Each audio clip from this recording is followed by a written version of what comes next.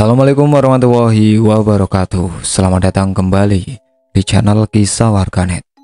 Di kesempatan kali ini ada sebuah cerita horor dengan judul Korban Pesugihan. Seperti apa ceritanya? Tanpa banyak basa-basi lagi, mari kita masuk ke ceritanya.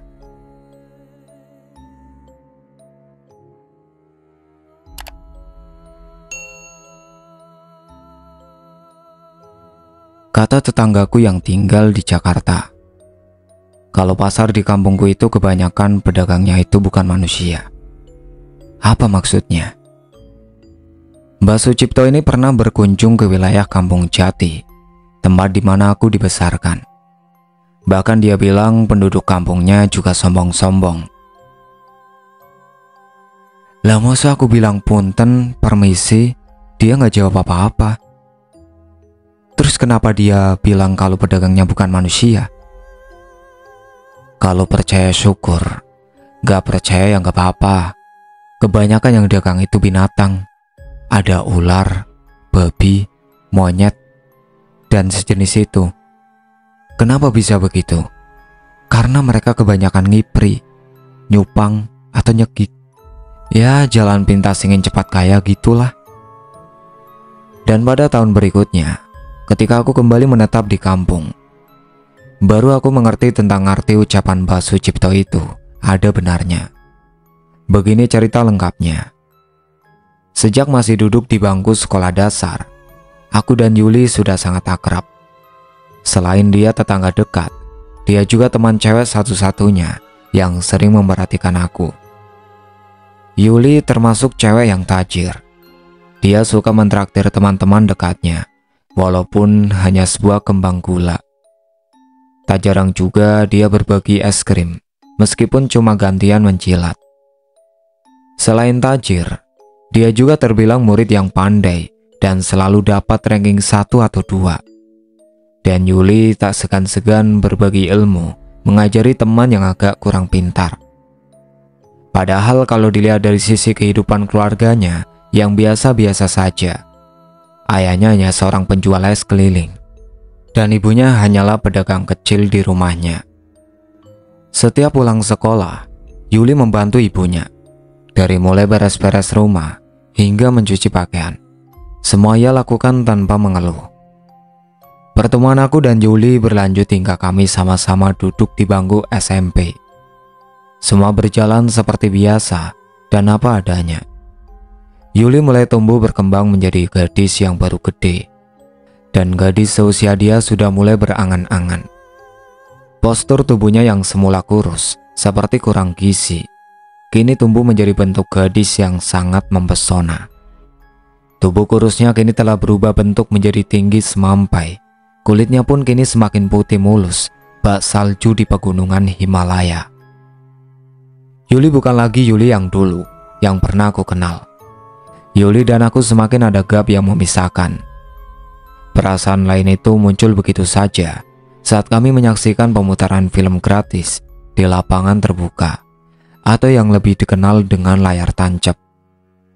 Kebetulan film saat itu bergenre roman, yang tentu saja ada adegan unsur dewasanya. Yang namanya film percintaan pasti ada adegan pegangan tangan, saling sentuh, dan ciuman bibir. Nah, pada adegan itulah, tiba-tiba tanganku yang mendekap tubuh Yuli mulai merasa ada yang lain. Perasaan yang belum pernah aku rasakan. Pegangan tanganku pada pinggulnya perlahan mulai bergerak, mengelus lembut dengan penuh khayal, seperti adegan film. Dan anehnya, tangan Yuli mencengkram tanganku. Dia mulai membimbing tanganku untuk menyentuh bagian tubuhnya yang lain. Tanpa ada rasa malu atau memang ada dorongan hasrat lain, aku mulai mendekatkan wajahku menciumi lehernya yang tertutup rambut panjangnya. Keharuman rambutnya membangkitkan hasrat yang lebih jauh lagi. Aku mulai menyibak rambutnya dan mulai menjilati kulit lehernya yang putih mulus. Perasaan itu lahir begitu saja. Bila kami bertemu di jalan atau di tempat umum, kami seolah tak pernah saling kenal. Kami sama-sama tertunduk, sama-sama merasakan deburan dalam dada yang semakin keras menghantam jiwa. Dan kini kami sudah sama-sama dewasa, sama-sama sudah mengerti perasaan masing-masing. Namun untuk menyatakan itu, perlu waktu yang entah sampai kapan. Aku merasa kalau aku bukan apa-apa, dan bukan siapa-siapa. Selepas sekolah aku mulai mencari loker, dan di antara sekian banyak lamaran yang aku kirimkan, hanya satu yang meloloskan aku. Aku mulai bekerja di pabrik sepatu di daerah Tangerang, dan aku baru merasa mempunyai dunia baru, menjadi seorang laki-laki yang belajar hidup mandiri, dan menjadi anak yang berguna bagi kedua orang tuaku. Sebagian penghasilan aku berikan pada ibu, sebagian lagi aku tabung. Usiaku sudah menginjak usia dewasa, di mana dalam usiaku sudah timbul suatu pencarian tentang jati diriku yang akan membentuk satu pribadi menarik yang dapat melebur dalam sosialita kehidupan sehari-hari. Aku tinggal di sebuah rumah kontrakan yang terbilang sempit, dengan fasilitas seadanya. Tempat tidurku pun hanya beralaskan kasur tipis yang hanya digelar begitu saja tanpa memakai dipan. Untuk hiburan, aku membeli TV second murahan. Untung juga aku punya banyak tetangga yang sama-sama ngontrak. Jadi aku bisa mengisi waktu luangku untuk sekedar ngobrol ngalor ngidul dengan mereka. Lumayan buat tambah wawasan agar aku tahu dan memahami sifat dan sikap setiap orang yang kebetulan dari berbagai daerah, yang tentu saja mempunyai adat yang berbeda. Tanpa terasa, ini usiaku menginjak angka 20. Itu berarti sudah melewati masa pubertas. Dengan bertambahnya usia, bertambah pula keinginan yang lain. Aku membutuhkan kehadiran seorang wanita untuk mengisi kekosongan hari-hariku. Terkadang ingatanku kembali pada masa lalu, masa-masa kecil saat bersama Yuli. Tapi itu semua sudah berlalu dan tak mungkin dapat keulang kembali. Entah secara kebetulan atau apa, aku bertemu dengan Linda yang teman satu pekerjaan. Padahal aku sering melihat dia di pabrik, tapi semua biasa-biasa saja. Baru pada malam minggu kemarin aku bertemu di sebuah bazar. Linda mengajak seorang anak perempuan kecil yang aku kira keponakannya.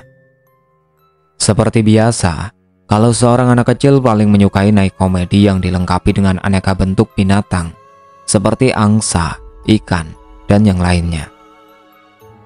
Untung saja aku membeli 2 koin, bukan untuk aku, tapi aku menunggu. Tepat dugaanku, Linda bersama keponakannya menuju loket untuk menukar koin.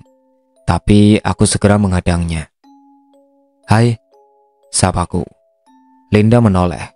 Dia urung maju ke loket. "Mau nuker koin?" tanyaku, dan ia mengangguk. "Nih, aku punya 2. Tadinya buat anak temanku, tapi sepertinya dia nggak jadi kesini. Kamu pakai aja ya, sayang kan kalau nggak kepake." Linda memandangku sejenak seperti ragu. "Ambillah," kataku lagi. Linda tersenyum dan menerima koin pemberianku. Itulah awal perkenalanku dengan Linda yang berlanjut menjalin hubungan sebagai sepasang kekasih. Hari-hariku kini tak lagi sepi dengan kehadiran sosok Linda. Apalagi kebetulan juga rumahnya tidak jauh dari kontrakan aku. Dan hampir setiap ada kesempatan, kami selalu isi dengan kebersamaan. Ini adalah kepulanganku yang pertama ke kampung halamanku. Setelah 3 bulan aku bekerja. Aku kangen pada ibu, pada ayah, juga Indri, adikku. Tapi ada kangen yang lain. Kangen untuk melihat gadis yang selama ini pernah ada dalam kehidupanku. Hari sudah sore saat aku tiba di rumah. Ibu menyambutku dengan pelukan hangat. Kemudian aku mencium tangan ayah, dan adikku juga mencium tanganku. Kebahagiaanku berkumpul di tengah keluarga harus kutunda, sebab ada kabar yang sangat mengejutkan. Yuli Rahmawati, gadis yang selama ini aku impikan, kini tengah terbaring lemah. Menurut kabar, dia telah kerasukan makhluk halus. Maka aku yang sejak kemarin ingin melihat keadaan gadis itu, segera menuju ke rumahnya. Benar saja, Aku melihat Yuli tengah berbaring di atas tempat tidurnya, dikelilingi keluarga dan tetangga dekat. Matanya terbeliak lebar dan mulutnya menganga. Aku termangu melihat kondisi Yuli yang terbaring lemah. Ingin rasanya aku memeluk orang yang selama ini aku impikan. "Putra, kapan kamu pulang?" tanya Bapak Rasmita, ayahnya Yuli.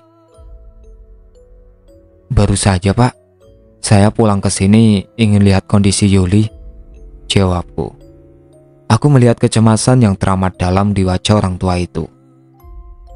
Bapak tidak tahu harus bagaimana. Sudah minta tolong Pak Ustadz, tapi keadaan Yuli belum sadar juga.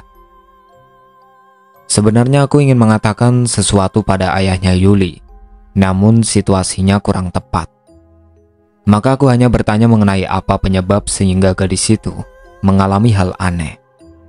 Akhirnya ada selentingan kabar kalau Yuli terkena guna-guna atau santet dan sebagainya. Mungkin dia menolak lelaki yang suka padanya dengan cara kasar, sehingga lelaki itu merasa terhina dan sakit hati, kata salah seorang bapak yang juga masih kerabat Yuli. Mungkin juga sih, masuk akal kalau Yuli kena guna-guna. Tapi aku rasa, bukan itu. Yuli gadis yang baik. Dia lugu dan ramah pada siapapun. Mendengar kata-kata hal goib, aku langsung teringat akan seorang temanku yang tinggal di daerah perbukitan sana. Sedikit banyak dia tahu dan mengerti akan hal yang menyangkut dunia astral. Roni. Iya, Roni. Bukankah dia punya saudara di kampung ini?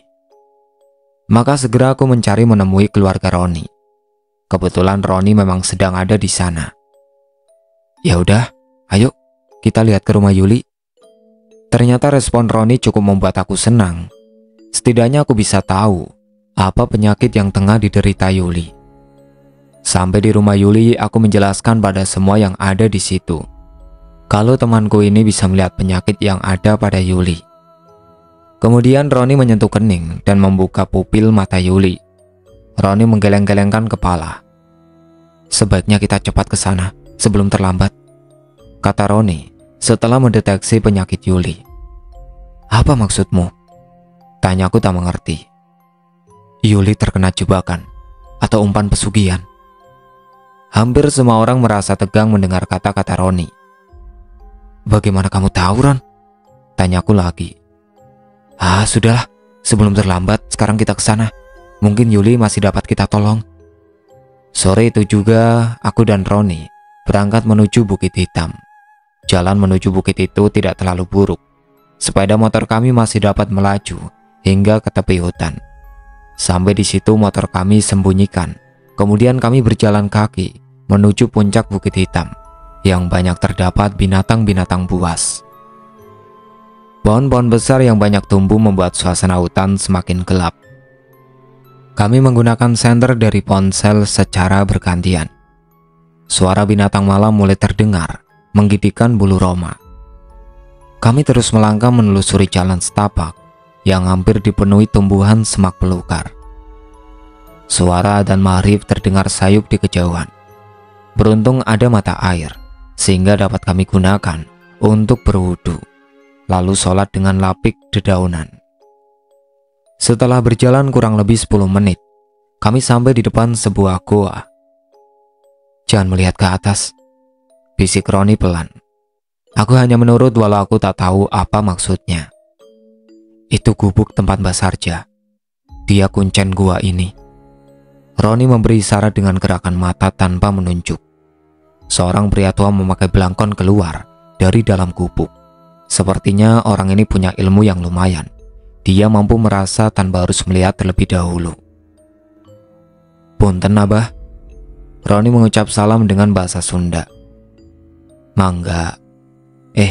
Kamu Roni, dari mana kamu malam-malam begini?" sambut Mbak yang sudah kenal dengan Roni.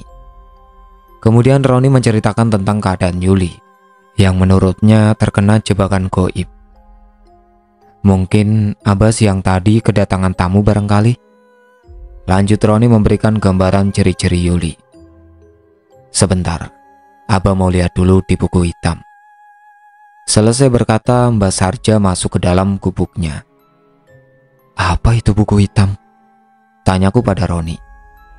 Semacam buku tamu untuk yang berkunjung kemari. Tak lama kemudian Mbah kembali keluar, membawa baskom yang telah diisi air kembang warna-warni. Nah, sekarang duduklah dan perhatikan wajah yang akan muncul di dalam air ini. Kami pun duduk bersila di depan Mbah yang bibirnya mulai komat-kamit, baca mantra. Aneh bin ajaib, sungguh luar biasa. Ternyata baskom itu bisa berfungsi sebagai rekaman CCTV sang Mbah ini.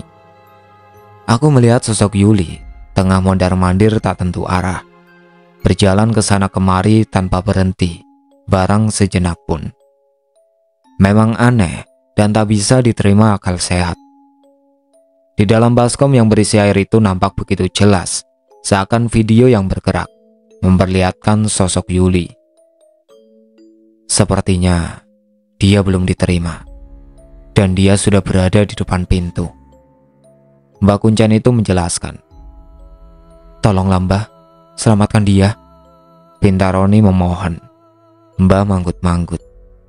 Kemudian dia mengajak kami menuju pintu gua. Sesampainya di depan pintu, Mbah lalu menyuruh kami untuk memejamkan mata.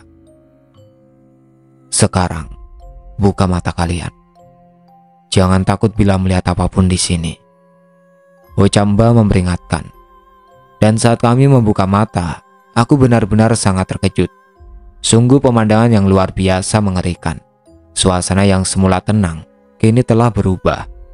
Tak ada lagi suara burung atau serangga, dan tak ada lagi daun-daun yang memenuhi ranting pohon. Yang terdengar kini hanyalah jeritan dan lolongan suara dari neraka. Suara setan dan dedemit marakayangan saling bersautan. Jeritan dan tangisan bayi yang memilukan.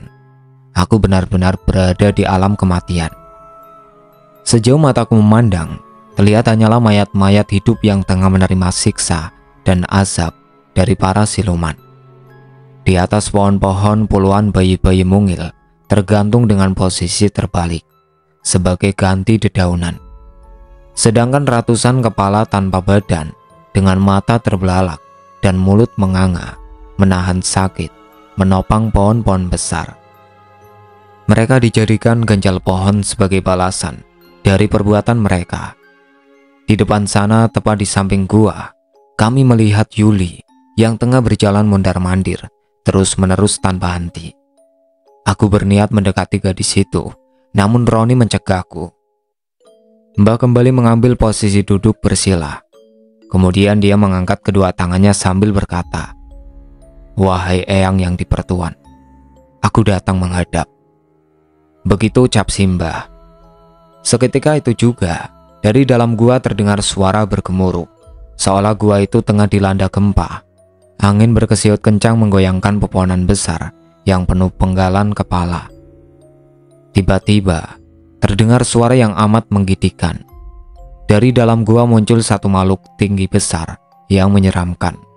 Wujud makhluk itu menyerupai seekor monyet besar, berbulu hitam lebat, memiliki sepasang telinga yang panjang. Dari sudut bibirnya yang tebal terus-menerus meneteskan air liur yang hitam. Tangannya hampir menyentuh tanah dengan cakar-cakar yang tajam. Diakah penguasa bukit hitam ini? Mata makhluk itu mengawasi kami dengan cahaya merahnya, seperti marah. Ada apa, Sarja? Apakah membawa manusia yang putus asa, yang ingin cepat kaya? Ataukah membawa tumbal untukku? Makhluk tinggi besar yang seluruh tubuhnya ditumbuhi bulu-bulu hitam lebat. Makhluk itu memiliki mata besar, berwarna merah, dan di mulutnya terdapat taring. Lengan makhluk itu pun terlihat panjang menyentuh tanah. Bukan Eyang. Aku menghadap Eyang untuk minta izin membawa pulang gadis itu, kata Mbah menunjuk ke arah Yuli yang masih mondar-mandir di tempat. Mata makhluk itu seperti membara melihat Yuli, seperti dia melihat mangsa. Kenapa harus kau bawa pulang? Bukankah dia tumbal untukku? Seringnya makhluk itu menggema. Bukan Eyang. Gadis itu cuma menjadi salah korban tumbal. dia tidak memakan atau menikmati pemberian dari abdi Eyang. Aku mohon, Eyang melepaskan dia. Mbah menjelaskan, aku pun tak akan memakan gadis itu, karena aku juga tidak suka memakan yang bukan hakku. Bawa kembali gadis itu. Sehabis berkata, makhluk itu kembali menghilang ke dalam gua. Tak berapa lama makhluk itu kembali menemui kami dengan membawa sepotong kayu dari batang pohon senggana. Lalu makhluk tinggi besar itu menempelkan potongan kayu itu ke tubuh Yuli. Seketika tubuh Yuli melorot ambruk ke tanah, berubah menjadi asap putih tipis. Asap itu kemudian terserap masuk menyatu ke dalam batang pohon itu. Cepat, kau bawa pulang dia.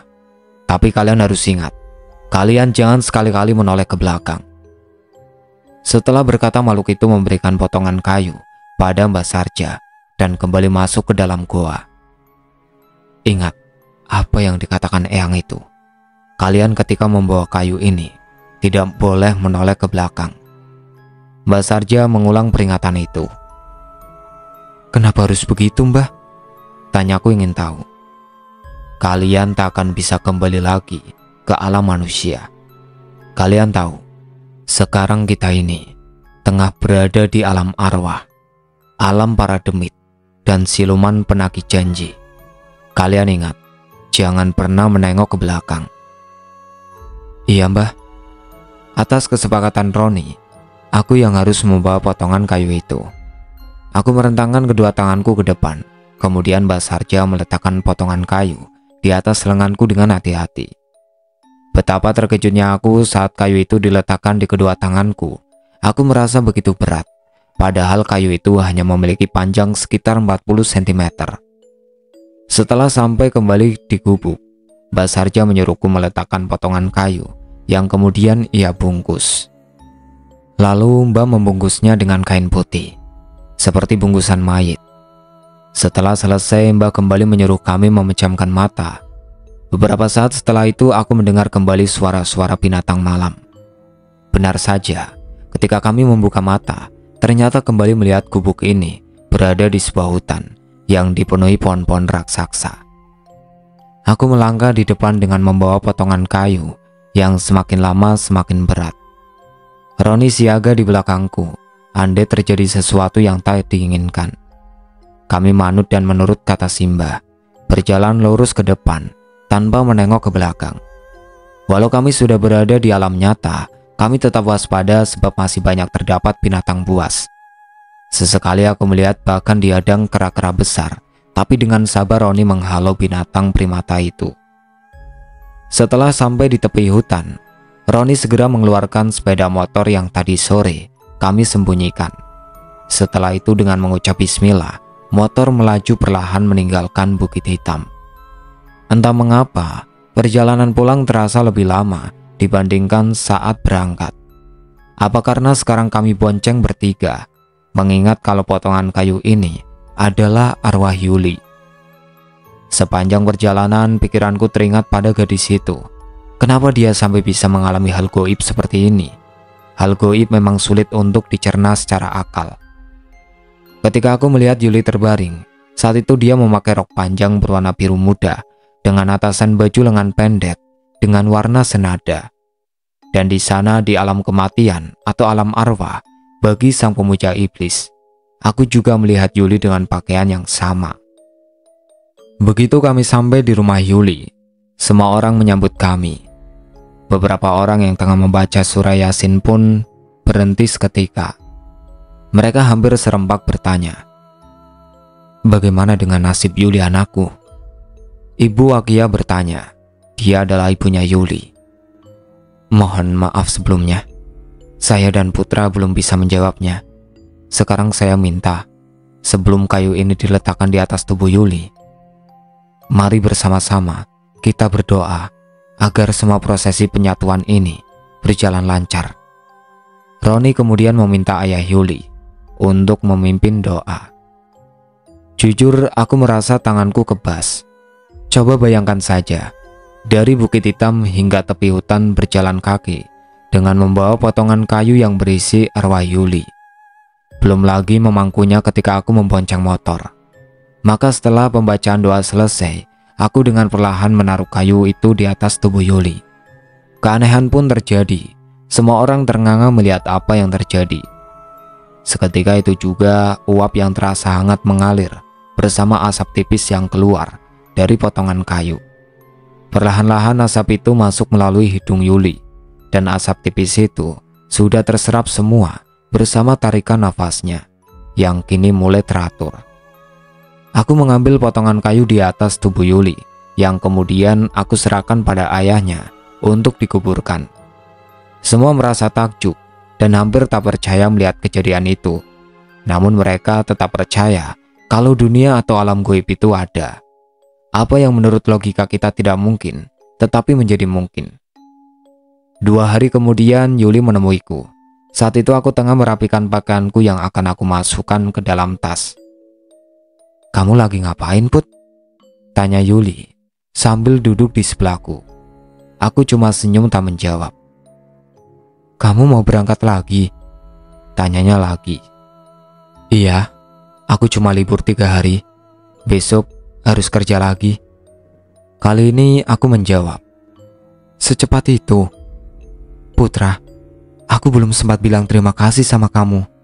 Kenapa kamu harus pergi secepat ini?" Yuli memandangku seakan ingin melihat reaksiku. "Melihat kamu sudah sehat kembali, aku sudah sangat bahagia, Yuli." Sebenarnya, aku ingin mengatakan yang lain. "Tapi beri aku kesempatan." Yuli juga tak meneruskan kata-katanya. Seketika kebisuan melanda kami.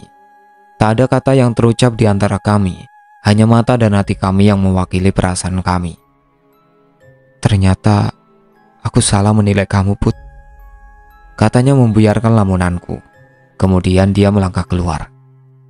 "Yuli, tunggu." Aku menahan langkahnya. Kalau bicara perasaan, mungkin perasaanku lebih jauh, lebih dalam, dan terlalu lama aku pendam. Aku mengambil lengan Yuli, lalu aku bawa menyentuh dadaku yang sejak tadi bergemuruh. "Kamu bisa rasakan detak jantungku, Yul." Jantungku tengah bernyanyi dengan letupan emosi hebat. Jantungku mengatakan akan selalu berdetak, menghitung waktu sampai kamu ada di sisiku. Aku masih tetap seperti dulu, masih berharap kembali ke masa anak-anak, di mana kita akan berperan sebagai suami istri. Kataku sambil terus menggenggam tangannya. Yuli membalas genggamanku. Kemudian dia meraih wajahku dengan kaki bercincit. Didekatkannya bibirnya ke telingaku. "Buktikan keinginan kamu, Put.